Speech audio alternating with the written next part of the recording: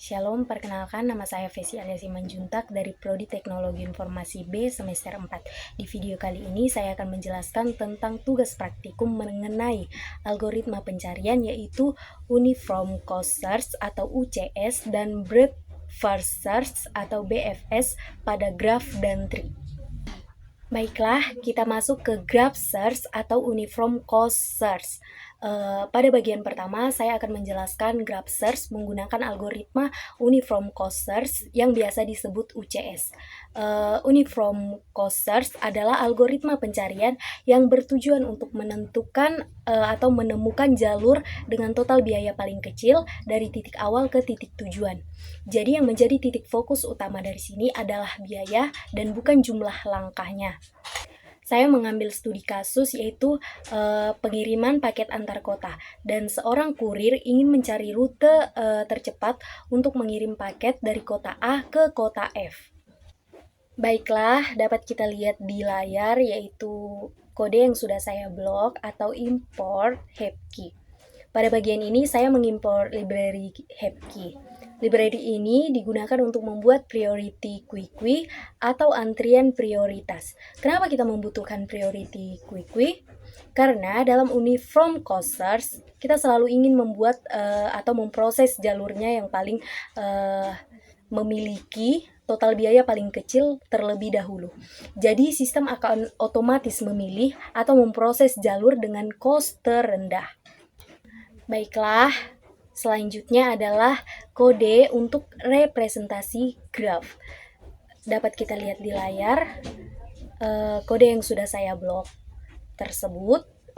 Graph ini direpresentasikan menggunakan dictionary berserang. Setiap huruf seperti A, B, C adalah node atau lokasi. Di dalam node tersebut terdapat pasangan tetangga dan biaya menuju tetangga tersebut. Contohnya nih, A ke B memiliki biaya 4, A ke C memiliki biaya 2. Graf ini berbobot dan memiliki kemungkinan siklus. Artinya kita bisa kembali ke node sebelumnya. Karena itu, kita harus berhati-hati agar algoritma kita tidak terjebak dalam perulangan tanpa akhir. Oke, berikutnya adalah kode membuat fungsi UCS. Bisa kita lihat di layar kode yang sudah saya blok ini. Fungsi ini memiliki 3 parameter, yaitu graph atau struktur grafnya, dan star adalah titik awal, dan yang terakhir adalah goal atau titik tujuan. Fungsi ini akan mengembalikan jalur terbaik beserta total biayanya. Oke, baik. Kode yang selanjutnya adalah instalasi pointer. Dapat kita lihat di layar atau kode yang sudah saya blok ini. Di sini saya membuat pointer yaitu daftar node yang akan diperiksa. Saya memasukkan data awal berupa biaya awalnya adalah 0 dan node awal dan path yang masih kosong. Formatnya adalah cost, current node, path. Data ini dimasukkan ke priority quickly. Baiklah, kode yang selanjutnya adalah membuat explored set. Dapat kita lihat di layar juga atau kode yang sudah saya blok. Explored set digunakan untuk menyimpan node yang sudah dikunjungi. Kenapa ini penting? Karena graph bisa memiliki siklus. Jika kita tidak menyimpan node yang sudah dikunjungi, algoritma bisa berputar-putar tanpa henti atau mengulang-ulang ke node yang sudah dikunjungi. Baiklah, kita masuk ke kode perulangan atau yang sudah saya blok ini. Selama pointer masih berisi node, maka pencarian akan terus berjalan. Baiklah, kita lanjut kode untuk mengambil node dengan cost terkecil. Bisa kita lihat di layar atau kode yang sudah saya blok ini. Di setiap perulangan, kita mengambil node dengan biaya paling kecil dari pointer. Ini adalah inti dari uniform cost search. Karena menggunakan priority quickly, jalur dengan cost yang paling kecil dan selalu diproses terlebih dahulu. Inilah yang membuat algoritma itu optimal. Baik, kita masuk ke kode ngecek jika sudah dikunjungi atau sudah dilewati. dapat kita lihat di layar atau kode yang sudah saya blok ini adalah kode yang artinya jika node sudah pernah dikunjungi, maka kita lewati dan lanjut ke node berikutnya. Baiklah, kita lanjut ke kode update path. Kita bisa lihat di layar atau kode yang sudah saya blok ini. Kode ini mempunyai arti jika belum dikunjungi, node ditambahkan di path. Kemudian, node tersebut dimasukkan ke explorate agar tidak diperiksa lagi. Baik, kita masuk ke kode goal test. Dapat kita lihat di layar atau kode yang sudah saya blok ini. Di sini kita melakukan goal test. Jika node sekarang adalah tujuan, maka pencarian selesai.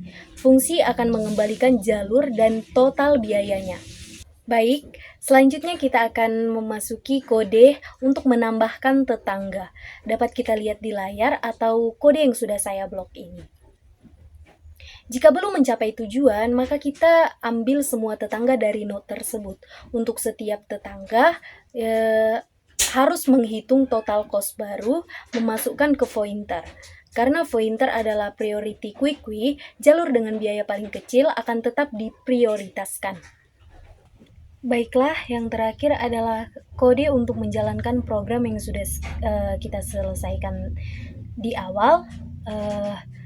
Kita dapat melihat apa yang kita minta atau apa yang harus ditampilkan di outputnya, yaitu rute terpendek dan total biayanya. Di sini kalau dirunkan atau dijalankan programnya, itu menjadi rute terpendeknya dari A menuju B, menuju D, dan menuju F atau ke tujuan. Dan total biayanya adalah 15. Inilah hasil dari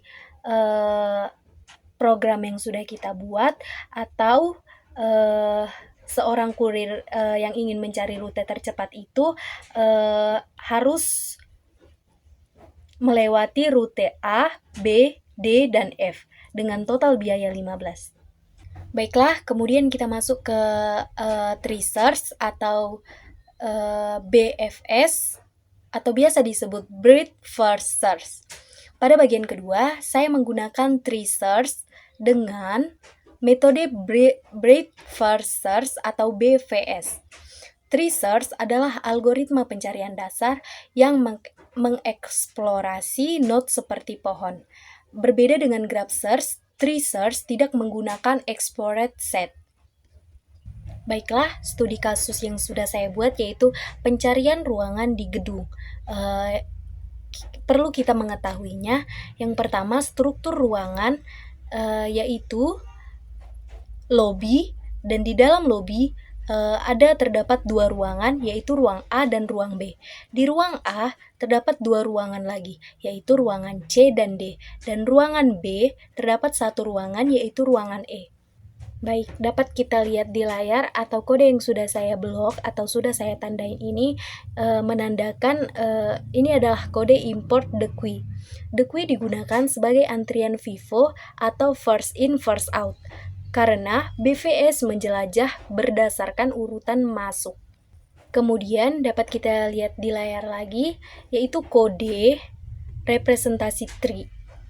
Tree ini tidak memiliki bobot dan tidak memiliki siklus. Strukturnya berbentuk hierarki seperti pohon keluarga atau struktur organisasi. Berikutnya kita masuk ke kode fungsi BVS-nya. Dapat kita lihat di layar atau kode yang sudah saya blok ini. Fungsi ini menerima graph, start, dan goal. Tujuannya untuk mencari jalur menggunakan strategi BFS. Baiklah, kode yang sudah saya blok atau yang sudah saya tandain ini kode instalasi pointer. Pointer berisi path awal yang berisi start, yang hanya berisi start. Berikutnya adalah kode perulangan. Kita bisa lihat di layar. Selama pointer masih memiliki isi, pencarian akan terus berjalan. Baiklah, berikutnya adalah kode untuk mengambil pet pertama. Dapat kita lihat di layar atau kode yang sudah saya blok ini. Kita mengambil pet pertama dari antrian, kemudian mengambil node terakhir. Karena Vivo, BVS menjelajah per level. Selanjutnya adalah kode untuk goal test. Dapat kita lihat di layar atau yang sudah saya tandain ini. Jika node adalah tujuan, maka pet langsung dikembalikan. Baiklah, selanjutnya adalah kode untuk menambahkan anak. Dapat kita lihat di layar atau kode yang sudah saya blok ini atau saya tandain ini. Kita menyalin pet lama, menambahkan child, lalu memasukkan kembali ke pointer. Baiklah, yang terakhir adalah kode untuk menjalankan program. Kita bisa lihat atau melihat kodenya yang sudah saya blok atau saya tandain ini, terlihat di situ kita meminta jika pet ditemukan, tentukan ruang yang harus kita jelajahi. Dan jika di-run-kan, outputnya akan seperti ini. Pet ditemukan dari lobby ke ruang B dan ke ruang E. Baiklah, sebelum saya menutup presentasi saya menyimpulkan bahwa uniform cost search digunakan untuk graf berbobot dan memilih jalur berdasarkan biaya terkecil. Sedangkan tree search atau BVS digunakan untuk struktur pohon dan menjelajah berdasarkan level. Perbedaan utamanya adalah graph search menggunakan explored set untuk mencegah siklus atau perulangan, sedangkan tree search tidak, karena struktur pohon tidak memiliki siklus. Sekian dari presentasi saya, jika ada kesalahan kata, saya mohon maaf. Sekian dan terima kasih.